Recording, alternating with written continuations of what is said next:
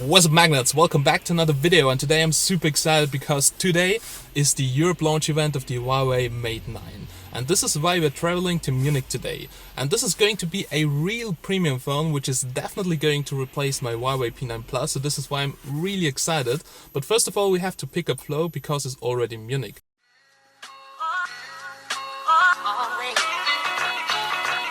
Nope, this is not sponsored by Red Bull.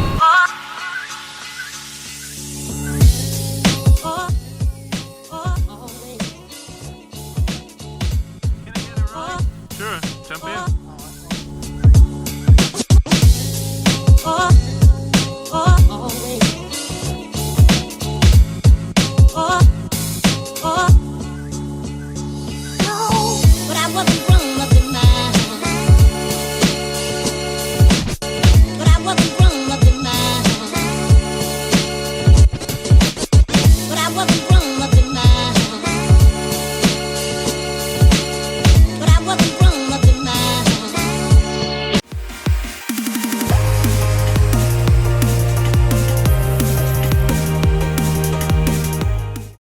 Alright, we're now here back in the office and I could test out the Mate 9 for some time, and I have to say it's a real premium phone. So my P9 Plus will now retire and I'll use this phone because it feels and performs simply awesome. Alright, so here's a quick unpacking, and as you can see the box looks actually the same like the P9 Plus box, just a different color, and yeah, that's it. But inside of the box there we can find more and more advanced items. First of all, it comes here with a hard plastic case, just like the P9 Plus, but this looks a little bit better. And also it has here a nice pattern designed by Huawei. Then here we have the fast charger with Huawei Supercharge. And I have to say, this is simply stunning. Up to 5 amps. So they have to reduce the voltage in order to get the full 4.5 to 5 amps from the power socket. But with that charger, you can charge your smartphone really super fast. And there will be a charger test in this review, so stay tuned. Also, they include a micro USB to Type-C adapter, so just in case if you have the old micro USB cables and you don't have enough Type-C cables. Then here we have a headset. And I had a quick test with this headset before, and I have to say it sounds pretty decent and it looks very similar to the Apple earbuds, just a little bit different. And there you can see it, still sealed with the QR code. And here we have a normal Type-C cable, so it looks actually the same like from a P9 Plus. Alright, that's what you can find inside the box, and now I would say let's have a closer look at the smartphone. Huawei's Mate 9 is a phone that combines parts of the Samsung Galaxy Note 7 without explosions and the iPhone 7. It's a large screen device with one of the most powerful chipsets on the market, strong cameras, long battery life and a consumer-friendly operating system based on Android 7. The metal design of the Mate 9 looks and feels stunning. The construction is very solid and the buttons are tight. I got the mocha brown version, which I think is a nice color because every time it looks kinda different. The frame is golden, while the front is more brown, but the backside looks a bit silver sometimes. It's a really huge device of 5.9 inches, but still smaller than some of the competitors, so Huawei did a good job on the design. The front shows us the 1080p LCD display, which is sharp and has good viewing angles, and is even brighter than the screen of my P9 Plus. Even though many people will say 1080p is not enough on 5.9 inches, I just say it looks good for me and it also saves battery life. The color reproduction could be a little bit better, but nothing to worry about. On the front side we have rounded glass that makes the bezels look and feel like they wouldn't exist. But still, there is a black bezel, but it's kinda small. Also, the space on the top and the bottom is kinda small, and at the bottom we just see the Huawei logo and the on-screen software buttons. The top features a loud earpiece/speaker, the sensors, a nice 8 megapixel front-facing camera and a tiny notification LED. With the volume and power on the right and the SIM card slot on the left side, which also takes a SIM card and it's dual SIM, it really feels convenient to use it. But to be honest, I got really big hands. On the bottom of the frame we get something which looks like a dual speaker, but this is just a mono speaker on the right side, being a dual speaker with the earpiece. The phone comes with a Type-C port and a Type-C to micro USB adapter.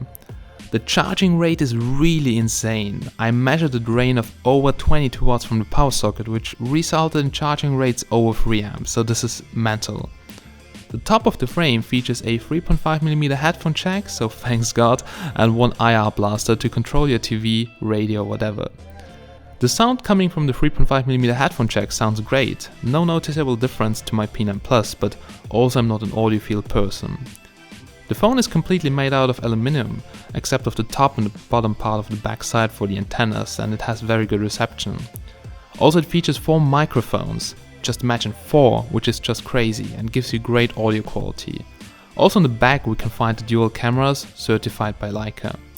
This time we got one 12MP color and a secondary 20MP monochrome camera. The main job of the monochrome sensor is capturing a black and white image that can be integrated into the picture to improve brightness and sharpness. Huawei claimed that they used the higher 20MP resolution to get a true 2x optical zoom. So they basically cut a 12MP image out of the 20MP sensor to achieve this, but a bit more later. Also next to the cameras we got a dual tone LED flash that's really strong and a laser autofocus module. Right under those things we can find the fingerprint scanner, which is, to be honest, the fastest one I've ever used on a smartphone. Congratulations.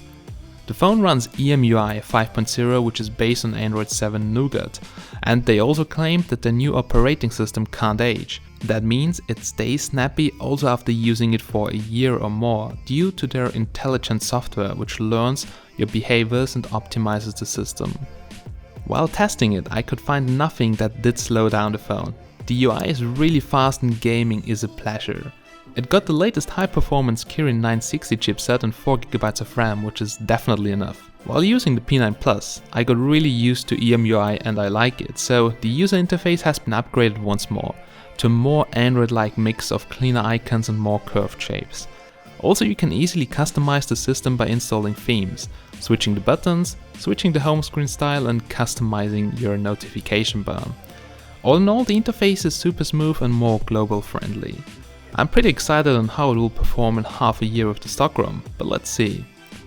The battery capacity is a massive 4000 mAh, so in terms of raw capacity, this is one of the biggest on the market.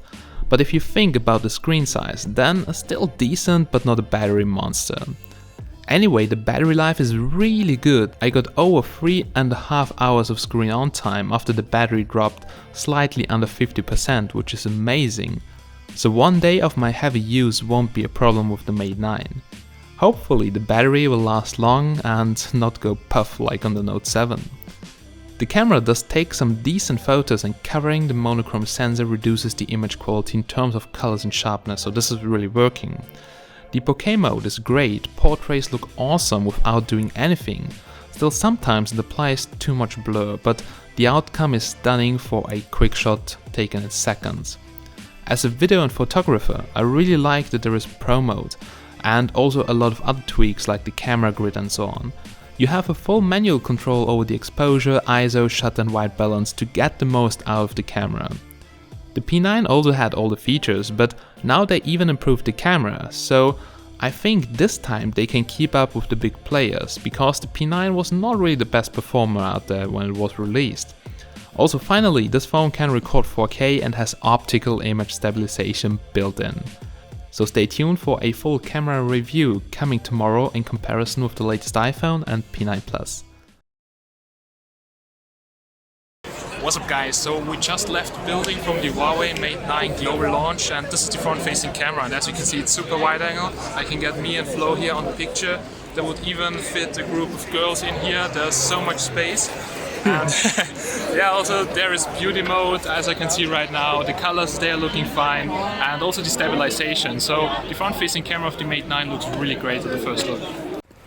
Alright, the rear camera of the Mate 9 looks pretty stunning. It can also record 4K, which my P9 Plus can't. So actually it's looking really sharp, good details, and also good dynamic range.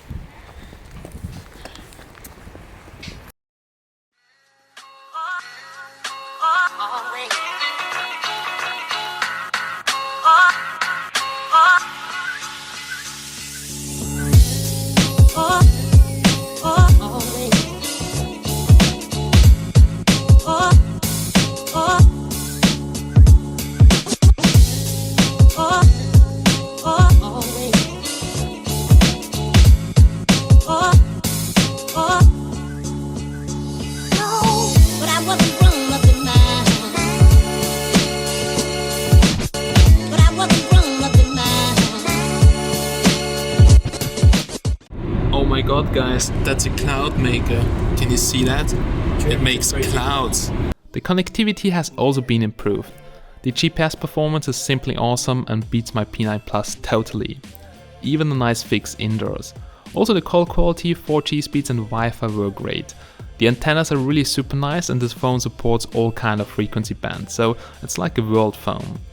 The dual speakers sound good, but even though I don't really hear the high tones coming out of the earpiece so much, it's very clear and loud enough.